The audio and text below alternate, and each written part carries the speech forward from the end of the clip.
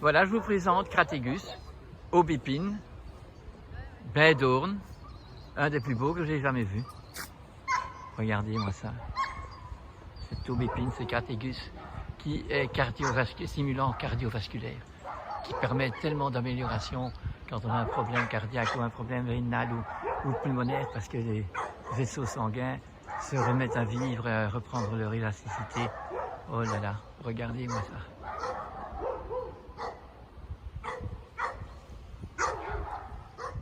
Topinambour.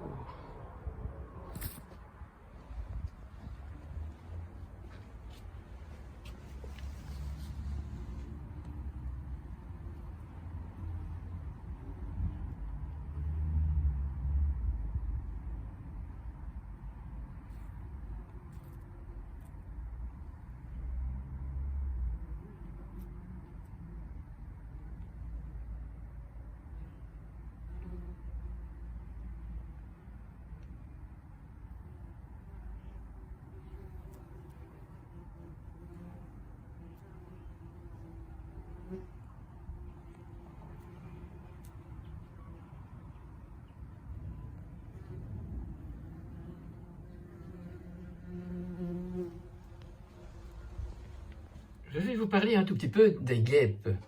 Les guêpes sont des insectes et c'est dans la colonie des guêpes, l'individu ne compte pas, c'est comme chez les abeilles aussi. C'est la colonie qui compte et pas l'individu. Donc, si nous voyons comment nous fonctionnons maintenant en tant qu'humains, comme peuple, eh bien, nous pouvons absolument remarquer que nous ne sommes plus des mammifères qui ont en eux le devoir de soigner. Avec les mamelles, c'est le lait, c'est la nourriture, c'est les soins, en fleurs, que j'ai mis dans un vase. Et donc, vous comprenez bien que ce n'est pas le moment, quand elles sont en fleurs, de prendre la fourche et de les sortir de terre. Il faut les sortir de terre, comme pour les pommes de terre, quand la verdure est devenue toute grisaille, toute brune, et c'est alors qu'on peut les prendre. À la recherche des topinambours. Les topinambours, ou artichauts de Jérusalem, ou truffes du Canada, ou soleil vivace, ou artir. Voici un exemplaire. Non. En tant que mammifère, on soigne, mais on est organisé dans une meute, ou bien chez les chats, c'est la chatte, le mâle fait rien, mais la chatte se soigne tellement bien pour ses petits, et elle les éduque jusqu'à l'âge où elles doivent quitter le nid. Et chacun, comme les oiseaux, quitte le nid, eh bien le chaton a tout appris grâce au chat. Et nous, les humains, nous ne sommes plus du tout, quand nous regardons comment nous fonctionnons dans cette période-ci, c'est d'autant plus flagrant, nous fonctionnons comme des insectes. On est donc dans des sectes et on est comme des insectes, on est des individus tous qui font la même chose, robotifiés et qui ne s'organisent pas entre eux, qui ne se parlent pas en eux. Chez les insectes, c'est exécuter la mission de vie individuelle qui compte. Chez nous,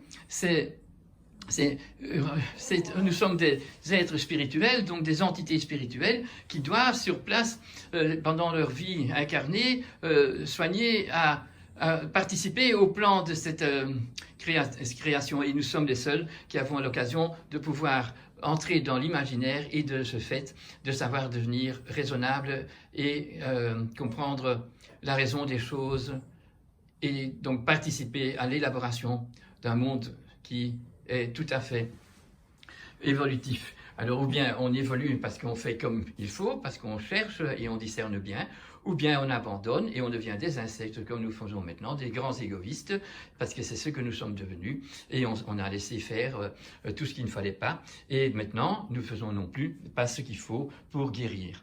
Voilà mes amis. Donc, comme je disais, pour les mammifères, ce n'est pas comme les insectes. Les mammifères ont une vie sociale, et une hiérarchie, et une nécessité d'adaptation à toutes les circonstances. Donc il y a un changement de chef à chaque fois qu'il y a une problématique différente à assumer, un climat différent à assumer, et donc tout est remis en évaluation. Ce n'est pas le cas chez les insectes, dans toutes circonstances, ils exécutent leur ouvrage individuel.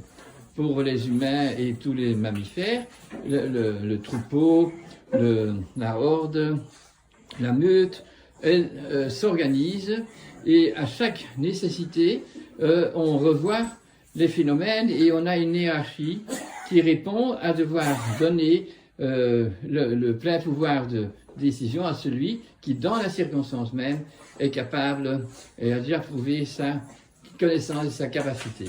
Ce qui se passe aujourd'hui, c'est que on est dans le pouvoir, on est nommé, on est docteur, on est ministre, on est industriel avec beaucoup de réussite économique, et bien alors on a toutes les décisions à nous et on garde le pouvoir, même quand on qu'on a la preuve que nous n'avons pas bien géré la chose au niveau de la conjoncture générale de notre société et de notre planète. Donc, il y a donc chez nous, et chez les humains principalement, le devoir de prendre d'une façon personnelle sa vie en main.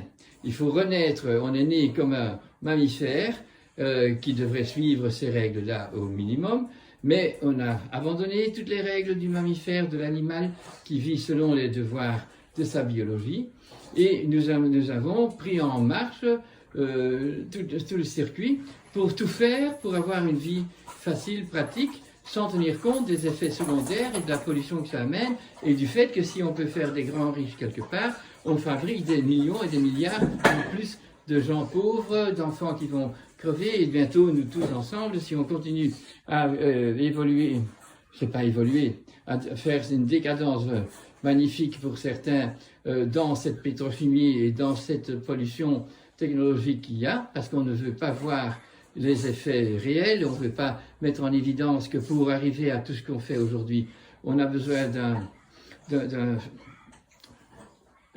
tout ce qu'on ne voit pas qui est sans fil, mais que pour pouvoir travailler, il faut des satellites par millions dans l'espace et qui alors font que je peux téléphoner à ma voisine qui habite à 20 mètres avec le même satellite qui me permet de parler à quelqu'un qui est en Australie.